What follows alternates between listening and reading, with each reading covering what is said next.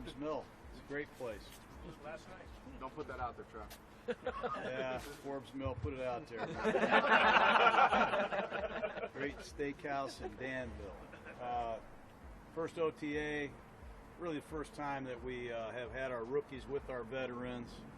Covered a lot of different situations today. I was pleased. Got a long way to go. I respect that. So do our players and coaches, but I'll answer any question I can. All right. What do you see from the young rookie offensive lineman so far? We like what we see. We like it a lot. Number one, we changed plays, I think, 30 times today. We went with a no-huddle offense, I think 16 times today. We ran numerous gap blocking plays, zone blocking plays, different protections. So the mental part of it is what's most exciting. We already know we like them physically, but both these guys can handle a lot of system football and process information quickly. That was really impressive today. A number of your players this offseason graduated. They went back to school. They made their education their priority, and they got that done. What do you think about them doing so and just the importance of that? Well, we've been celebrating that internally for the last couple of weeks. You know, Jalen Ware and Amari Cooper and Bruce Irvin, Gabe Jackson. We talk about finishing. That's a big word here in football with the Raiders. You know, finish the game, finish the drive, finish the play, and finish your education is more important than all of that. And for Bruce Irvin to go back and get his degree at West Virginia is astounding, an unbelievable accomplishment. I hope a lot of young people out there can research Bruce Irvin, see where he's come from in his life to get that piece of paper. You know, so it's exciting. We're really proud of it. On that topic, Bruce, within his journey to the NFL, he was someone who, when he got to the league, maybe before the draft, people said, "Oh, you know, is he a character concern? He's an off-the-field type of guy." One thing he's shown it, he's not that guy. He's Walter Payton Man of the Year last year. He's a college graduate. What kind of example do you think he is for some of your rookies, just to see how he's developed in the league, the type of man that he is off the field?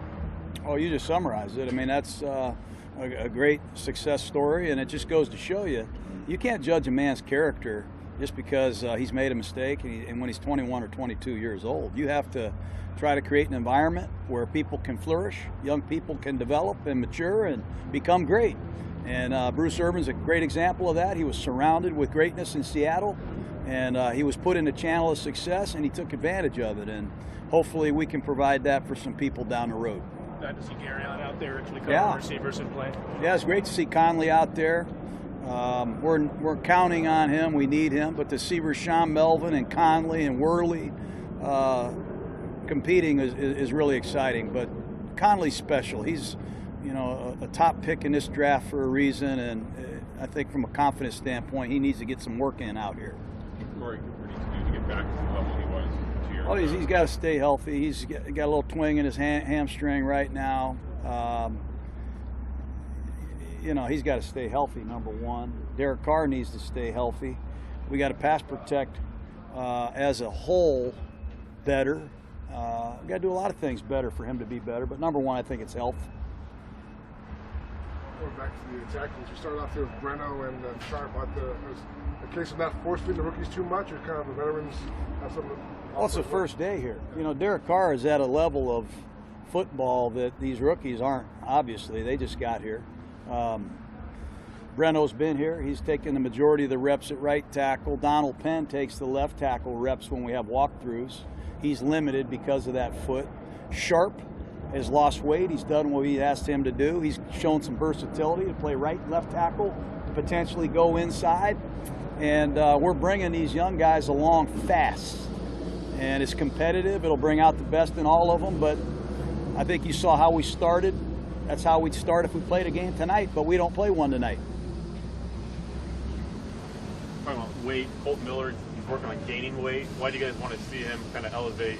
Not so much gain weight, just gain strength, yet remain athletic. He's one of the most athletic tackles that I've ever seen, and I mean ever seen. At the combine, his broad jump, I think it was almost 11 feet. That's astounding. Ran a sub-5 flat. So we don't want to take away from any of his athleticism, but remember, he's an underclassman. All these draft picks have been on this tour this rock and roll tour, get to go to all these facilities and eat all these great meals.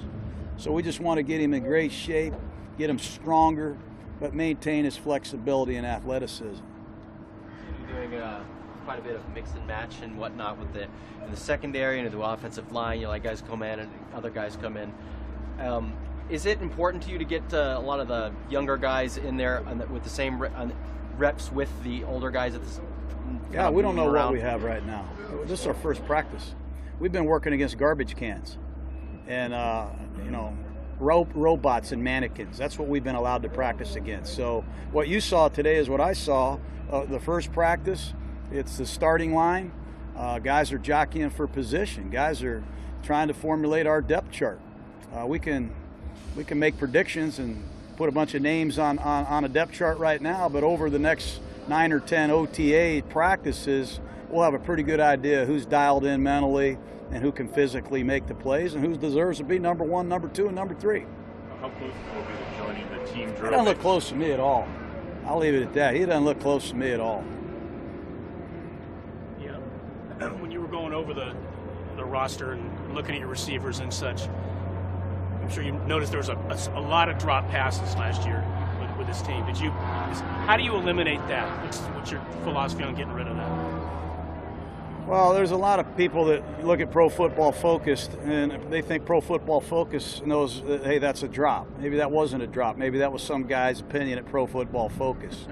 I just want to say that. I think that's a great product. We use it. But, sometimes the quarterback throws the ball in there early.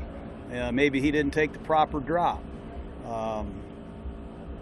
Sometimes a receiver might lack concentration. There's a lot of reasons, but you got to catch the football. We got to catch the ball better. We got to improve. Our receivers have to rise up, play better than they've ever played. And we've made changes there in this core, and they've got to obviously take the torch and run with it. When you say that we are close here, is that health-wise or grasping concept-wise? Oh, he doesn't look ready to roll yet, so I don't let anybody practice without being ready to go physically, but he doesn't look like he's 100%. So I haven't seen much of Obi, except in the training room. How is Nick Nelson coming along from that meniscus? Yeah, I think he's on his way. We expect to have him ready for training camp, but we'll give you updates as we move on. All right, guys. We have to know. Is there any, I hate to ask you about this every time, we're not going to talk to you for a couple more weeks. Any update on the joint practices in terms of, do you know yet? Is that ready to be disclosed? Yeah, we're working with a partner. I would give it to you, honestly, but until it's official, it'd be foolish for me to say what team we're talking to. But we're going to do everything possible to try to get a couple practices against another NFL team prior to training camp ending. Okay, guys. Thank you very much. Thank you. Thanks, guys. See you Thursday night.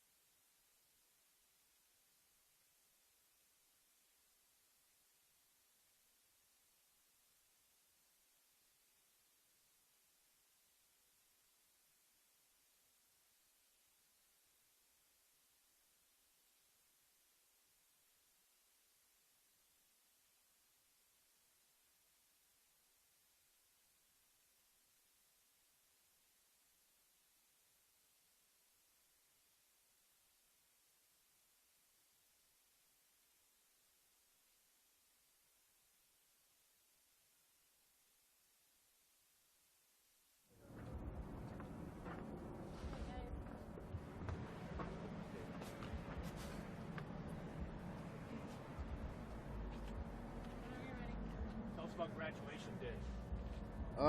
It was fun and exciting. Something I've been looking forward to for a few years now. How did you go back and finish? Did you do online? Did you actually go to class at some points? No, it was a deal over online. I couldn't go back to the actual classroom. And Yeah. do it. No. Why Was was it it a lot? important to you to get that finished? I mean, for one, that's what you go to school for, period, to get your degree and to get your education and get a reward for it, and then that's getting your diploma. And my mom and my dad, well, everybody in my family, you know, it's been a big deal to them to have that. So I want to get that also. Did they prod you to do it a lot, or did a lot of it come from within? Initially, like when I first left school, I went on and started training for the combine. My mom, she was like, "And when you gonna go back and finish? When you gonna go back and finish?" And she kind of was after me for the first year about it. After that, she left it alone. But it was more of me really wanting to get back and get it. Once you got back into it, into the world, was it hard to get back into it? No, it wasn't. If you really want to do it, just go do it. How much how many credits did you still have to get when you left? I was just one class short. Yeah. So what was that last class? You said What what? was the last class you had to take? It was a stats class. Okay. Yeah. You saving the best for last? Yeah, if you want to say that. So your degree wound up in. You said what now? What was your degree in? General studies. Okay. What do you think with your degree now in hand, post playing career? Maybe it's too far to think about it, but do you have any sense of what you might want to do with your degree? Yeah, I mean, I want to go back and get some more things, and there's some other things I want to do later on. But I really don't want to talk about right now. But I got a few plans I want to do, and it'll be nice. What's been your observation so far about Coach Cable, the new system? What are you seeing out there? I mean, to me, they have an answer for everything. You know, it's a good system. I can't go into details about it, but it takes some studying to do to get into it and to learn everything. And I wouldn't say it's the easy, I wouldn't say it's the hardest, but you have to really pay attention to the details. Coach Gruden told us a minute ago that they threw a lot of different stuff at you guys, and a lot of different kind of blocking schemes, and some gap and some zone, and you find that you guys are challenged mentally.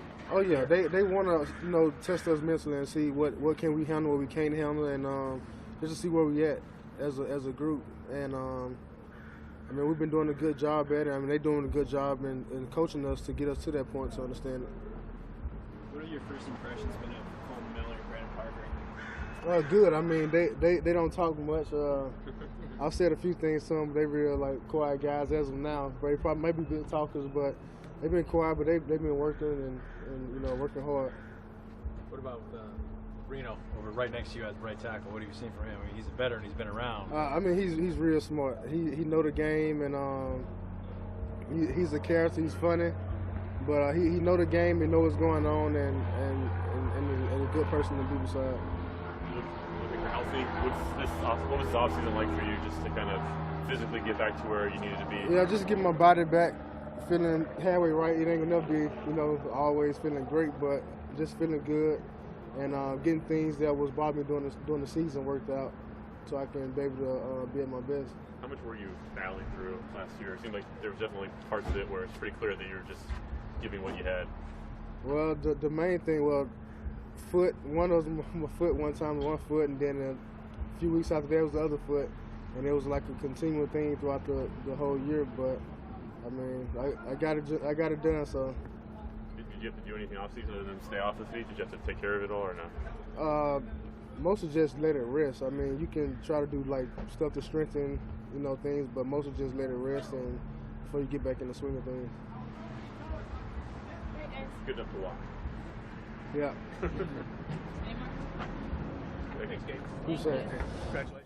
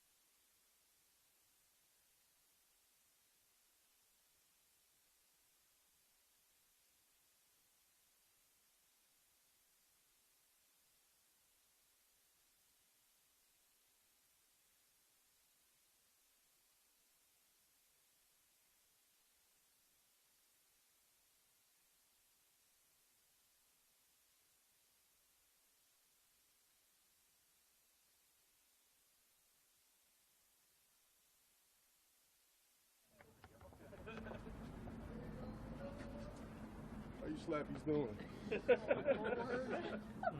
Word of the day, Slappy? Oh, y'all heard me on the field. I was shouting y'all out, man. That's better than the Twitter shout out. Appreciate that. Well, congratulations on graduating. What did it mean to you? What was that day like for you? It was big, you know, being that, you know, the situation I came from and me being that I dropped out getting my GED, you know, the odds were stacked against me to get my, you know, my bachelor's degree. So, you know, it was a surreal moment. I kind of put it up there with the Super Bowl, neck and neck.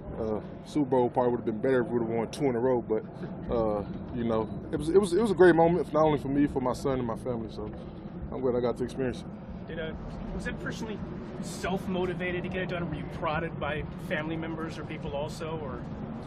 Really just me and just let my son know, you know, his dad is more than a football player. You know, when kids, you know, come up to him, you know, they can be like, you know, your dad was, you know, was a good football player, such and that he can stop him and be like, yeah, he was a good football player, but he also, you know, he got his associate's degree, got his bachelor's degree. So, you know, he wasn't only a football player, but he only, you know, he put education up there right along with his job. So, like I said, man, it was bigger than me, man. It's for my son and his kids and generations after me. How long have you been working on it? How many classes did you have to do to be able to? I had, well, I actually had like 12 hours, but they did, you know, since West Virginia loved me so much, you know, they did some where I just wrote a portfolio and then I had to go out and do community work. That's how I actually started getting into community work, because I had to go out and do it for my degree, and I actually liked it. So that's when I was like, dang, I actually kind of like doing this. So that's when I really got into it, going into community and, you know, feeding the homeless and stuff like that. So. You're the first on either side of your family, Bruce, to have a degree, to get your degree? First ever, yep. Yes, sir.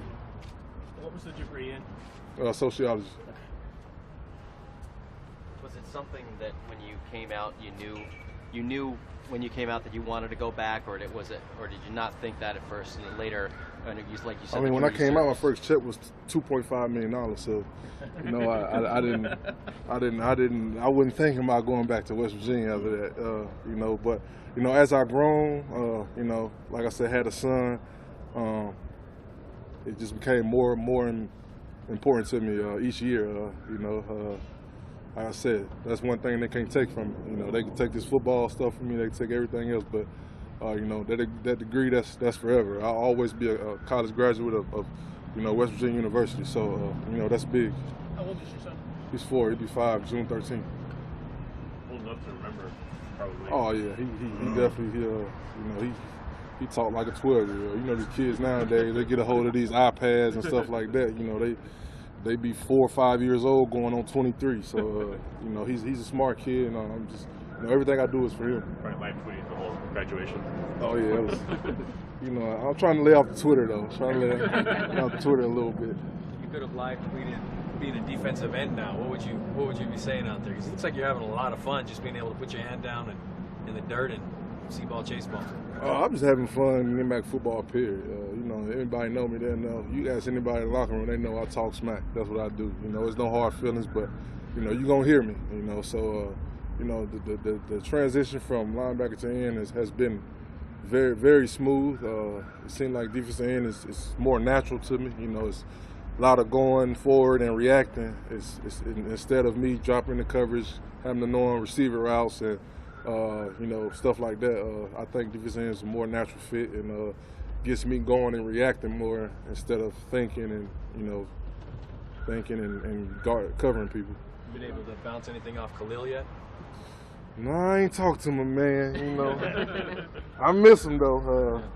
You know that situation is. You know, I never speak on another man's situation. That's him, and you know I wish him nothing but the best. But you know, I gotta get these guys who's here ready. You know, Arden Key, Maurice Hurts, you know, PJ, all those guys. You know, those guys gonna be important for us, and you know that Khalil situation, that'll take care of itself. But you know, for me, it's my job to get these guys ready and get us ready for, you know, Los Angeles Rams. Those guys all talked about how you talked to them at rookie minicamp. They talked about how important it was to hear from you, and you sort of told them what it was like to be a pro and things like that. What do you see from them, and what sort of leader are you for those young guys on the line? Like I said, we need them. I mean, I don't know if y'all watch same football. I've been watching, but the last 2 years we've been dead last in sacks. So we need those guys. For me coming here, I'm in a different situation. I'm a leader now, and guys look up to me. Guys look up to me.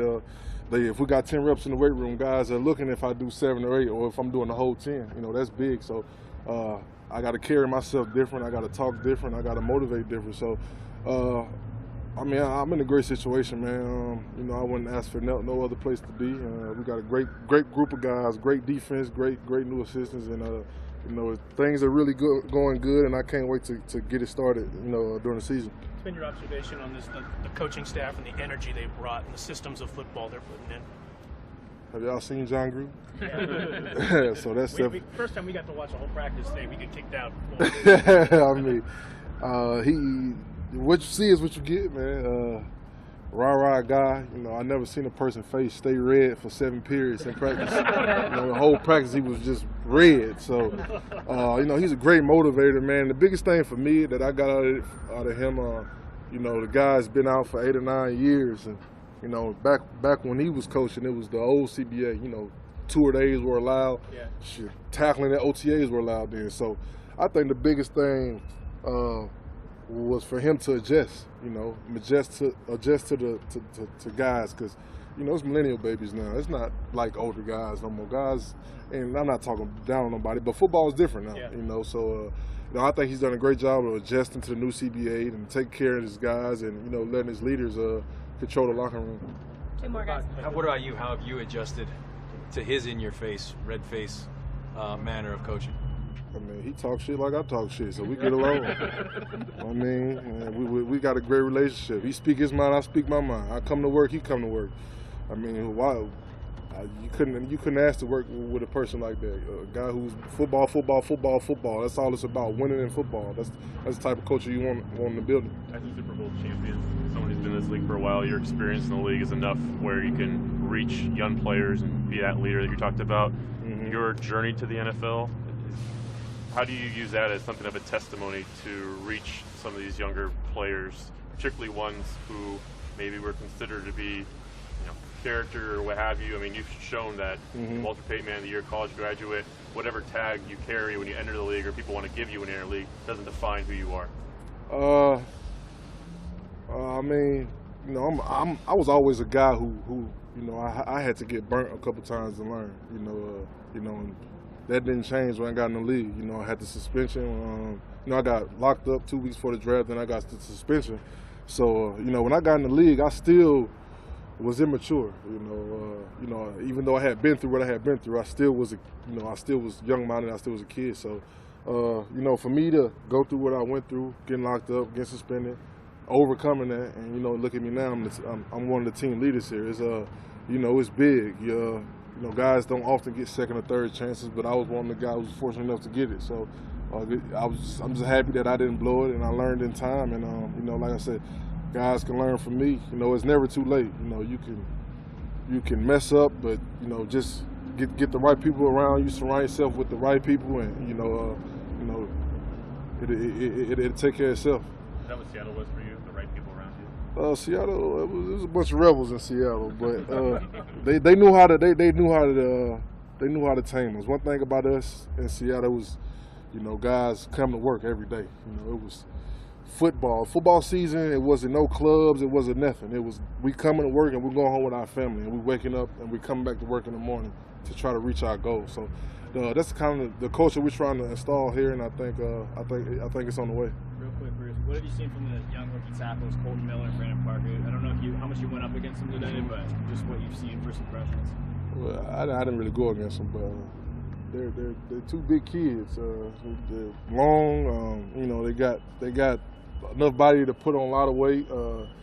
Brandon is athletic. I watch film on him, and Colton is athletic also. So, they got 2 great guys to learn from in Breno and D Penn. So, we really depending on those guys. We're going to need those guys also. So, I wish them luck. And I'm gonna try to wear their ass out in practice. Thanks, guys. Congratulations, Bruce.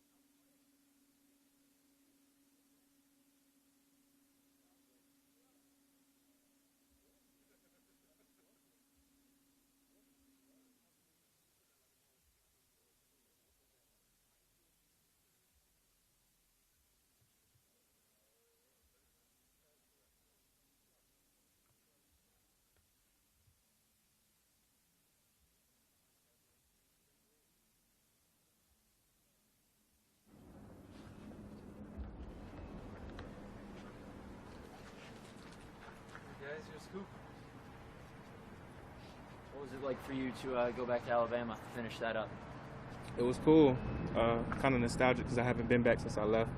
So it was cool seeing everybody. Yeah. What was the main motivation behind you doing that? I just wanted to finish what I started. You know, it was important for me to go back and get that degree. How many classes did you have left to do when you left? When I first came out here? Yeah. Like 4 or 5. Okay. Yeah. You able to do them online or how did that? Online. Yeah. And what'd you get your degree in? Criminal justice. Was it really self-motivated on your part, or were there family members that were prodding you, saying, "Come on, man, we want you to do this"? It was a little bit of both. Yeah. Yeah. I wanted to go back and finish. I knew I would always go back and finish, but if it was up to me, I probably would have waited a little bit longer. But I had some people on me about it, really telling me to go back and finish it. So. Yeah. Getting into criminal justice something you're thinking about after your pro career is over? I'm not sure yet. Going back to the combine, John Gruden sort of addressed you indirectly. I mean, he said that you're going to be a focal point of this offense. When you heard that, what was your reaction coming from the new coach? It was cool. You know, obviously, you know, as a receiver, you want to go out there and make plays for your team to win. So for him to say that, it really meant a lot to me. I'm just ready to come out here and work and, you know, prove that I deserve to, you know, have those opportunities. What do you like about the offense that you've seen so far? Just how does it suit what you do?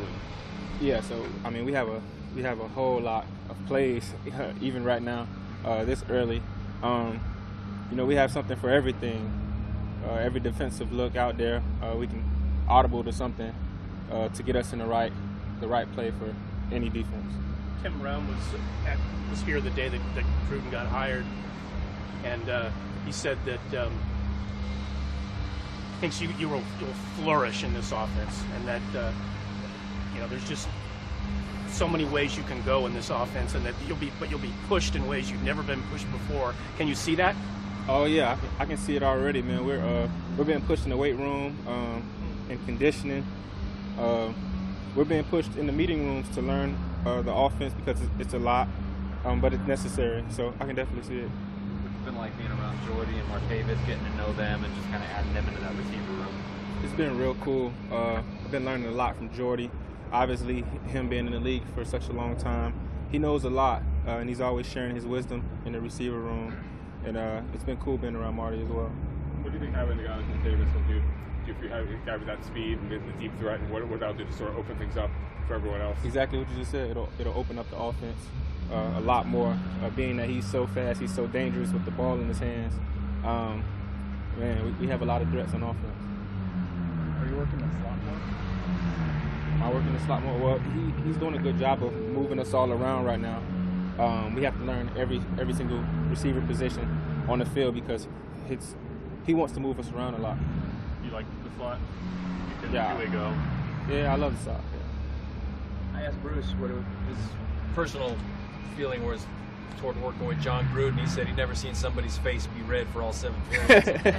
What's your initial reaction to John Gruden as the coach, not the TV guy? Yeah, he brings a lot of excitement to the team. He's funny. He makes us laugh a lot in the meeting rooms, but he's also really serious as well. So it's been real cool so far. For you this offseason, is there any part physically that you wanted to kind of focus on? Yeah, I wanted to focus on everything. You know, getting bigger, stronger, faster. Focusing on the fundamentals of the game. You look like you toned up a bit? Or I said that last year. Nah, I just work hard in the off season, man, and you know the results just come. By the end of last season, you were dealing with some injuries, but when you look back at last year, what's sort of your assessment of your season overall last year? Well, I wouldn't say it was great. Definitely some things I need to work on coming into this year, and some things that I have been working on so I can be better for this season. Derek said, I think it was a radio interview, he was asked about you, and you really wanted to make a point. He said, Mari's not the kind of guy who's going to say this, but I want to say it for him.